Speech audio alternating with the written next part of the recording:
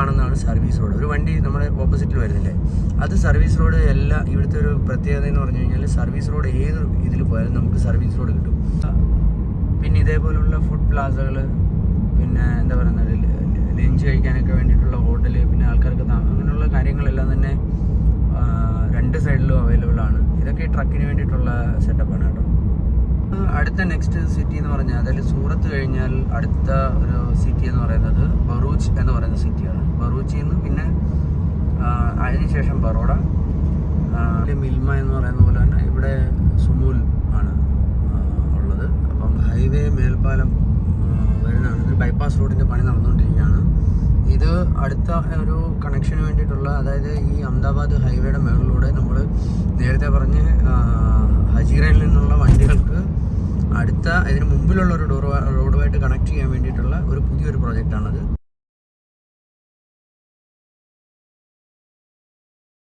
ട്രക്കിൻ്റെ വേണ്ടിയിട്ടുള്ള parking area ആണ്. Connect ആവുന്നതെന്ന് പറഞ്ഞു കഴിഞ്ഞാൽ ഇവിടുത്തെ ഹജീറ, സൂറത്തിൽ ഹജീറ എന്ന് പറയുന്ന എന്താ പറയുക, ഇൻഡസ്ട്രിയൽ ഏരിയ ആണ്. ഇൻഡസ്ട്രിയൽ ഏരിയ ആണ് റിലയൻസ്, LNT, ഹജീർ, അതുപോലെ തന്നെ അദാനി, അതുപോലുള്ള ഏറ്റവും വലിയ വലിയ ഇൻഡസ്ട്രിയൽ കമ്പനീസിൻ്റെ ഷോപ്പും അതേപോലെ തന്നെ പ്ലാന്റും റിലയൻസിൻ്റെ എല്ലാത്തിൻ്റെ അവിടെ തന്നെയാണുള്ളത്. ആ റോഡും പിന്നെ മുംബൈ അഹമ്മദാബാദ് ഹൈവേയും കണക്ട് ചെയ്യുന്ന ഒരു റോഡിലൂടെയാണ് നമ്മളിപ്പോൾ വന്നത്. ആ കാണുന്നതാണ് സർവീസ് റോഡ്. ഒരു വണ്ടി നമ്മുടെ ഓപ്പോസിറ്റിൽ വരുന്നില്ലേ, അത് സർവീസ് റോഡ്. ഇവിടുത്തെ ഒരു പ്രത്യേകത എന്ന് പറഞ്ഞു കഴിഞ്ഞാൽ സർവീസ് റോഡ് ഏത് ഇതിൽ പോയാലും നമുക്ക് സർവീസ് റോഡ് കിട്ടും. അതായത് മെയിൻ ഹൈവേയുടെ ഇലക്ട്രിക് ലൈറ്റ് ആയാലും, അല്ലെങ്കിൽ അതുപോലെ തന്നെ ഇലക്ട്രിക് ലൈറ്റിൻ്റെ സെൻറ്ററിലൂടെ ഉണ്ട്. അതേപോലെ തന്നെ എന്തെങ്കിലും സർവീസ് ലൈനുകൾ നമ്മൾ ട്രാൻസ്ഫർ ചെയ്യുന്നുണ്ടെങ്കിൽ, സർവീസ് ലൈനുകൾ പോകുന്നുണ്ടെന്നുണ്ടെങ്കിൽ അത് ഈ ഒരു സർവീസ് റോഡിനകത്തൂടെ ആയിരിക്കും, അതായത് സർവീസ് റോഡിന് അടിയിലൂടെ ആയിരിക്കും. പിന്നെ എന്താ പറയുക, ഒരു പാലം വന്നിരിക്കുന്നുണ്ട്, ഒരു കനാലാണ് ഇതിനടിയിലൂടെ. അപ്പോൾ ഈ കനാലായതുകൊണ്ട് അവിടെ ഒരു ചെറിയൊരു നാരോ ഏരിയ ആയതുകൊണ്ട് ആ വണ്ടി ക്രോസിന് വന്നുകൊണ്ട് ചെറിയൊരു ബ്ലോക്ക്. പ്രോബ്ലം എന്ന് പറഞ്ഞു കഴിഞ്ഞാൽ ഈ റോഡിൽ ഒരു ബ്ലോക്ക് വന്നു കഴിഞ്ഞാൽ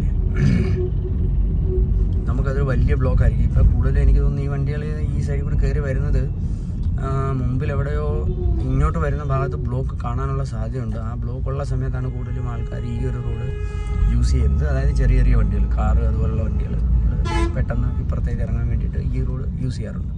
ഇതൊക്കെ ഇവിടുത്തെ ഒരു ഇൻഡസ്ട്രിയൽ ഏരിയ ആണ്. അതായത് കൂടുതലും തുണികൾ ഉണ്ടാക്കുന്ന കമ്പനികളാണ് അവിടെ ഈ ഭാഗത്ത് ഏറ്റവും കൂടുതലുള്ളത്.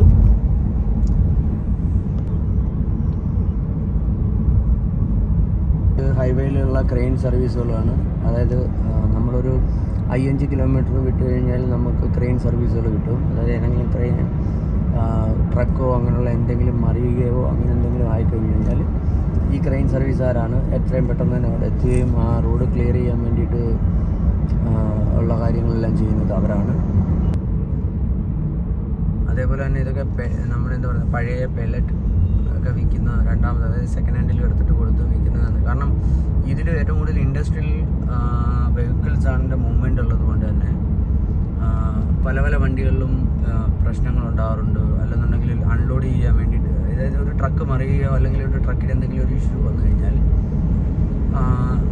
എന്താ പറയുന്നത്, അപ്പം ഒരു ടയർ പഞ്ചറായി കഴിഞ്ഞാൽ ആ ടയർ മാറ്റണമെന്നുണ്ടെങ്കിൽ അതിൽ കയറ്റി വെച്ചിരിക്കുന്ന ലോഡ് മൊത്തം ഇറക്കേണ്ടി വരും. അപ്പോൾ അത് ഇറക്കി വെക്കാൻ വേണ്ടിയിട്ട് ഇവർക്ക് ഈ ഇതുപോലുള്ള പെല്ലറ്റ് കാര്യങ്ങൾ, അതായത് വുഡൻ ഒരു എന്താ പറയുന്നത്, ഒരു ചെറിയൊരു പ്ലാറ്റ്ഫോം പോലത്തെ ഒരു സാധനമാണ് ഈ പെല്ലറ്റ് എന്ന് പറയുന്നത്. ആ പെല്ലറ്റിൻ്റെ ആവശ്യം വരും.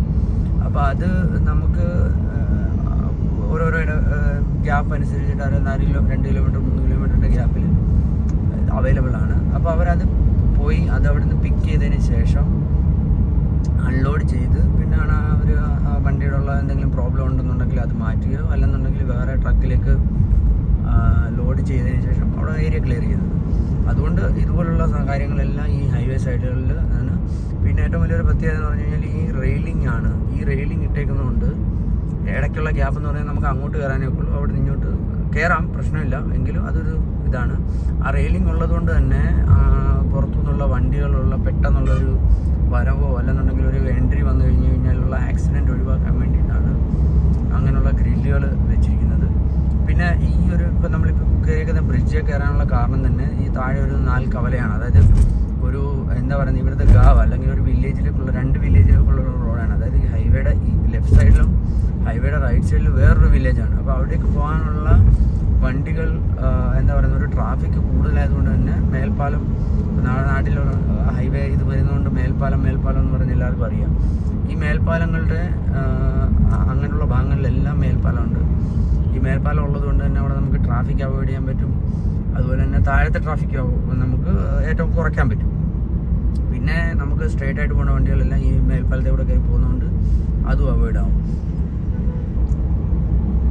നമുക്ക് പിന്നെ ഏകദേശം ഒരു 4 കിലോമീറ്ററും കൂടെ ഉണ്ട്. ഇടയ്ക്കിടയ്ക്ക് ഞാൻ കട്ട് ചെയ്യുന്നതുകൊണ്ടാണ്. കണ്ടിന്യൂ ആയിട്ടുള്ള വീഡിയോ ഇട്ട് കഴിഞ്ഞാൽ നിങ്ങൾക്ക് ഒരു ഇൻട്രസ്റ്റ് കാണത്തില്ല. പിന്നെ ഇതേപോലുള്ള ഫുഡ് പ്ലാസകൾ, പിന്നെ എന്താ പറയുന്നത്, ലഞ്ച് കഴിക്കാനൊക്കെ വേണ്ടിയിട്ടുള്ള ഹോട്ടൽ, പിന്നെ ആൾക്കാർക്ക് അങ്ങനെയുള്ള കാര്യങ്ങളെല്ലാം തന്നെ 2 സൈഡിലും അവൈലബിൾ ആണ്. ഇതൊക്കെ ഈ ട്രക്കിന് വേണ്ടിയിട്ടുള്ള സെറ്റപ്പാണ് കേട്ടോ. ഇതിവിടുത്തെ പാല് കൊണ്ടുവന്ന വണ്ടിയാണ് കേട്ടോ. പാല് ട്രാൻസ്ഫർ ചെയ്യുന്ന വണ്ടിയാണ്. നമ്മുടെ നാട്ടിൽ മിൽമ എന്ന് പറയുന്ന പോലെ തന്നെ ഇവിടെ സുമൂൽ ആണ് ഉള്ളത്. അപ്പം മിൽമയുടെ കാര്യം ആലോചിച്ചപ്പോഴാണ് അവിടുത്തെ മിൽമയുടെ ഇപ്പോൾ വന്നേക്കുന്ന ഒരു ചോക്ലേറ്റും അതെല്ലാം ഈ ഫാക്ടറിയിൽ നിന്ന് തന്നെയാണ്. അടുത്ത നെക്സ്റ്റ് സിറ്റി എന്ന് പറഞ്ഞാൽ, അതായത് സൂറത്ത് കഴിഞ്ഞാൽ അടുത്ത ഒരു സിറ്റി എന്ന് പറയുന്നത് ബറൂച്ച് എന്ന് പറയുന്ന സിറ്റിയാണ്. ബറൂച്ചിൽ നിന്ന് പിന്നെ അതിനുശേഷം ബറോഡ, പിന്നെ അഹമ്മദാബാദ്. അതായത് ഇപ്പോൾ ബറൂച്ചിൽ നിന്ന് നമ്മുടെ സൂറത്തിൽ നിന്ന് ഒരു 2 മണിക്കൂറത്താണ് ദൂരം ബറൂച്ചിലേക്കും, ബറൂച്ചിൽ നിന്ന് 2 മണിക്കൂർ അഹമ്മദാബാദ്. അടുത്ത നെക്സ്റ്റ് സിറ്റി എന്ന് പറഞ്ഞാൽ, അതായത് സൂറത്ത് കഴിഞ്ഞാൽ അടുത്ത ഒരു സിറ്റി എന്ന് പറയുന്നത് ബറൂച്ച് എന്ന് പറയുന്ന സിറ്റിയാണ്. ബറൂച്ചിൽ നിന്ന് പിന്നെ അതിനുശേഷം ബറോഡ, പിന്നെ അഹമ്മദാബാദ്. അതായത് ഇപ്പോൾ ബറൂച്ചിൽ നിന്ന് നമ്മുടെ സൂറത്തിൽ നിന്ന് ഒരു 2 മണിക്കൂറത്താണ് ദൂരം ബറൂച്ചിലേക്കും, ബറൂച്ചിൽ നിന്ന് 2 മണിക്കൂർ അഹമ്മദാബാദ്. അത് കാണുന്നതാണ് നമുക്ക് ഇവിടേക്കാണ് പോകുന്നത്. ഈ ചോക്ലേറ്റ് ഫാക്ടറിയിലേക്കാണ് ഇപ്പോൾ പോകേണ്ടത്. ഇറങ്ങി തിരിഞ്ഞ് വരണം. ഡയറക്റ്റ് നമുക്ക് ഇവിടുന്ന് എൻട്രി, ഇവിടുന്ന് ഒരു കട്ടില്ലാത്തതുകൊണ്ട് മുമ്പിൽ കാണുന്ന ആ ബ്രിഡ്ജിന് എന്താ പറയുക, ബ്രിഡ്ജിന് അടിയിലൂടെ പോയി നമുക്ക് യൂ ടേൺ എടുത്തിട്ട് വരണം. അപ്പോൾ ഞാൻ ഇൻഡിക്കേറ്റർ ഇടാം. ഇത് പിന്നെ പശുവിനെ കൊണ്ടു നടക്കുന്ന ആൾക്കാരുണ്ട് ഇവിടെ. ഇതിവിടുത്തെ ഒരു മെയിൻ ഇതാണ് കേട്ടോ. നമ്മളിപ്പം എന്താ പറയുന്നത്, പശുവിനെ ഇവിടുത്തെ അവരുടെ ഏറ്റവും വലിയൊരു ഇതായിട്ടാണ്, അതറിയാമല്ലോ. ഫാക്ടറീസിൻ്റെ അതുപോലുള്ള ഇതിൻ്റെയൊക്കെ പണികൾ നടക്കുന്നുണ്ട്. ഇൻഡസ്ട്രിയലിന് ഭയങ്കര ഒരു വെൽക്കം ചെയ്യുന്ന ഒരു ഇതാണ് ഗുജറാത്ത് ഗവൺമെൻറ്റിനുള്ളത്. ഇവിടെ അതുപോലെ തന്നെ അങ്ങനെയുള്ള യൂണിയൻ പ്രശ്നങ്ങളോ അങ്ങനെയുള്ള കാര്യങ്ങളോ ഒന്നുമില്ല.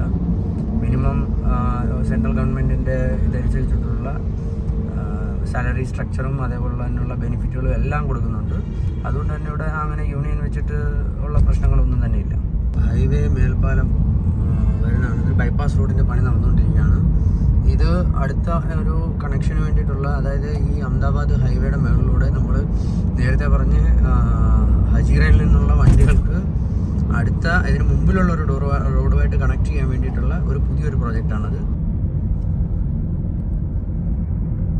ഇതിപ്പോൾ വെലഞ്ച എന്ന് പറയുന്ന ഒരു എന്താ പറയുന്ന ഒരു ഏരിയ ആണ്. ആ വെലഞ്ച എന്ന് പറയുന്ന സ്ഥലത്തോടാണ് ഇപ്പോൾ നമ്മൾ പോകുന്നത്. ഇത് അവിടുത്തെ മെയിൻ ഒരു സർക്കിളാണ്, മെയിൻ ജംഗ്ഷൻ. കുഴപ്പമില്ലാത്ത രീതിയിലുള്ള ഈ ഓട്ടോറിക്ഷകളുണ്ടല്ലോ, ഈ ഗ്രീൻ കളറിലുള്ള ഓട്ടോറിക്ഷ എന്ന് പറഞ്ഞു കഴിഞ്ഞാൽ അത് മൊത്തം CNG ആണ്. CNGയിൽ നമുക്കിപ്പോൾ ഇവിടുന്ന് ഒരു 10 കിലോമീറ്ററൊക്കെ ദൂരത്തിൽ പോകണമെന്നുണ്ടെങ്കിൽ ഈ CNG ഓട്ടോയിൽ നമുക്ക് ഷെയറിങ് ആണെന്നുണ്ടെങ്കിൽ ഒരു 10 മുതൽ 10 രൂപ അല്ലെങ്കിൽ 20 രൂപയുടെ ചാർജ് ആവുന്നുള്ളൂ. ഡയറക്റ്റായിട്ട് പോകണമെന്നുണ്ടെങ്കിൽ 100 രൂപ മാക്സിമം, അത്രേ റേറ്റ് ഉള്ളൂ ഇതിന്. നമ്മുടെ ഇപ്പോൾ നാട്ടിലൊക്കെ എന്ന് പറഞ്ഞു കഴിഞ്ഞാൽ നിങ്ങൾക്കറിയാം, ഒരു 5 കിലോമീറ്റർ ദൂരെ പോകണമെങ്കിൽ എത്ര രൂപ അവിടുത്തെ ഫീസായിരിക്കും. എത്ര രൂപ അവിടുത്തെ ഫീസല്ല, എത്ര രൂപ ചാർജ് ആണെന്നുള്ളത്. അപ്പോൾ ഇവിടെ അങ്ങനെയുള്ള വലിയ ചാർജൊന്നുമില്ല. അതൊക്കെ വളരെ കുറവാണ് ചാർജ്.